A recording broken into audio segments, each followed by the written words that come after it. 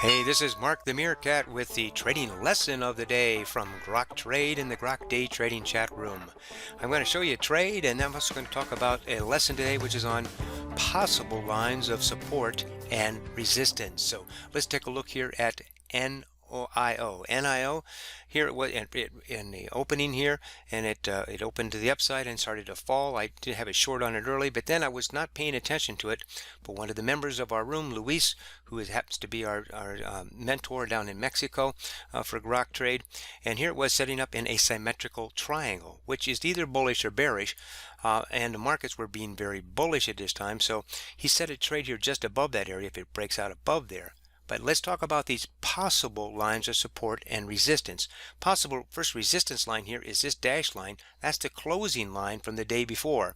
Can be a very, very strong line of support and resistance. If you notice here, it came down to here, it pierced it, came right up above it, tagged it again right here, then came down here and stayed above it, and then finally broke. But then once it broke it, what happened?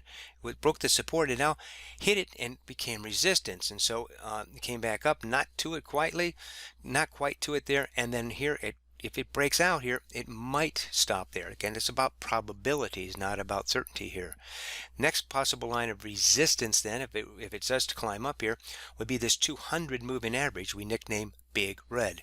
And then the next one is this pivot line. The pivot line, this yellow line, is based on a mathematical equation on the prior day's price action. So this is for intraday only. So this is the pivot line.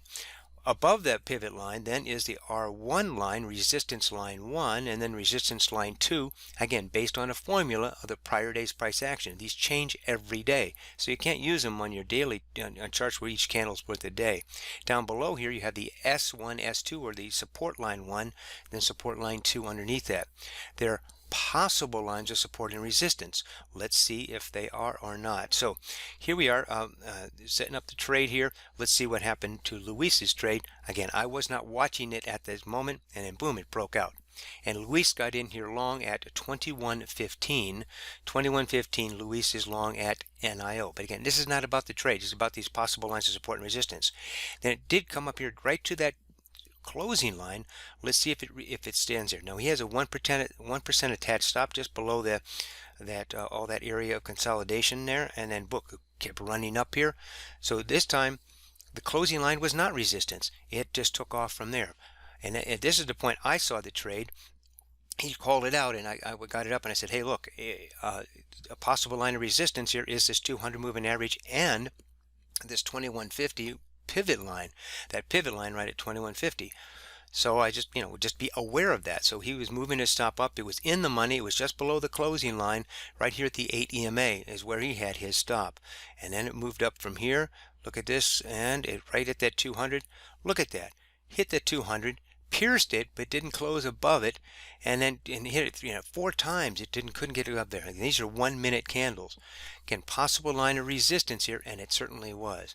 Now my rules say that if it stopped at a line of resistance, if it pauses at it or stalls at it, not reverses but stalls there, I'll take out half and then bring my stop in the money. I have a guaranteed income trade. Those are my rules. And Luis did not do that at this point, but he had his stop down here underneath this 8 EMA. And look at that. It kept coming back orderly, but now this 8 EMA is being used as support area. And now we have another formation. If we'd missed this trade before, we could get in if it were to break out from here, from this bull flag here. But let's see if we can break through this or not. Now I also want to bring your attention to the volume. When this broke out, what happened to volume? It was very low inside of that triangle, and then all of a sudden, boom, when it went up, so did the volume. We want to see that. That's confirmation. Volume confirms price action. And then on the pullback here, it was going down in low volume as it was pulling back. That means people aren't rushing to sell. That's an indication that it is simply a pullback, and it's not a reversal. Again, about odds and probabilities here. So let's see what happens next here. Boom, look at that. Now that's just shot up here, look what happened to volume. Kaboom on the volume too. Wow, both of them went up. And where did it stop? It pierced this pivot line right there. So Luis then was pulling his line up, his stop up here above the 20 moving average in the money stop. He was happy with that, but he wanted to stay below this 200 moving average, because what once was resistance can now be support. We'll see. And this is now resistance there. Let's see what happened there. Again, big volume on the way up there, and now look at that. It kept piercing it, piercing it, piercing it.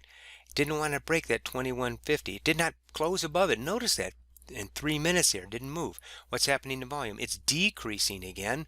People aren't rushing to sell it right here. It's kind of like a coiled spring here. And now he's moving his stop up here along this 20 moving average here, staying under that 200 moving average.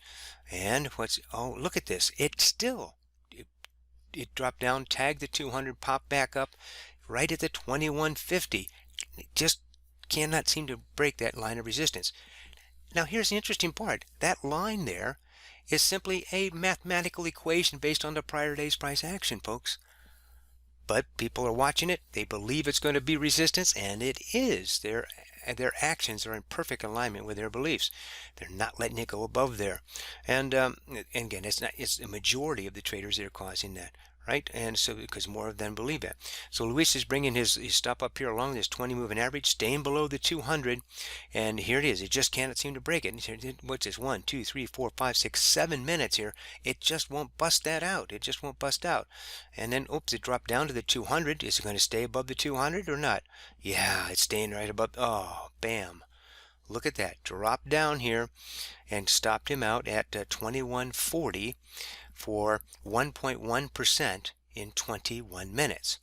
But again, it's not about the trade. So good job, Luis. He snagged 1% out of it. Point is there, though. Look at that. Hit its resistance here, and then hit resistance and support for a little while, and then dropped. But I want you to watch this. Now, this is at 11:20 Eastern Time when we stopped out of that trade. And then look at this.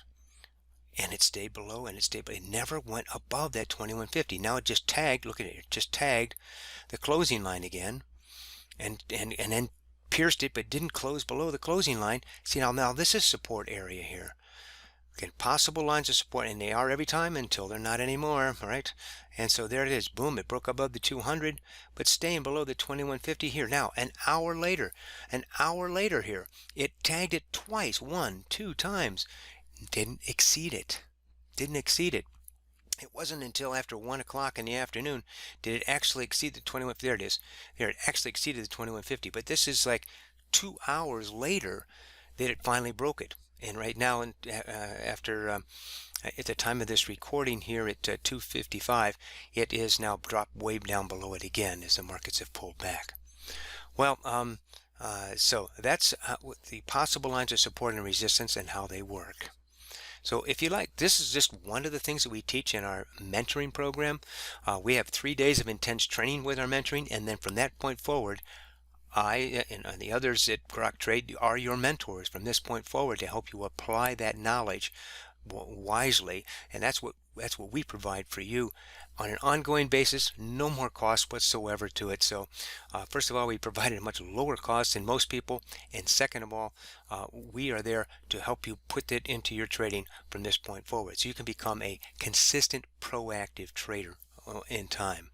So if you'd like to know more about that, just go to groktrade.com, groktrade.com, and up here it says Training Mentor, and you can read about it here and sign up for a discovery call. But there's lots to read about it here. Again, 3 days of intense training. Now we're having one coming up here in about 3 weeks. It's going to be October 17, 18, and 19, and it's all day, Saturday, Sunday, and Monday. But you're going to get the intense training at that point. The knowledge you need, but then it's more than just knowledge, because then it's now how do I apply that knowledge? Because you can read all the books out there, but if you don't know how to apply it right, if you're not someone there to help coach you on how to apply it right, that's going to be a nearly impossible task. So that's why 89% of people who trade their own money don't make money. So how can you get started on this? If you are at all interested, sign up for a discovery call. Now this is not a sales call, a discovery call. Just have a conversation about your trading and whether or not perhaps we might be able to help you out. Not everybody we talk to with our mentoring program apply. But if it is for you, then you can decide whether you want to move forward with it or not. Well, this is Mark the Meerkat. Hey, with all these possible lines of support and resistance, you just need to remember it is about probabilities, not about certainty. As Tony Turner says, this happens every single time, except when it doesn't. Trade well, and may your winners run.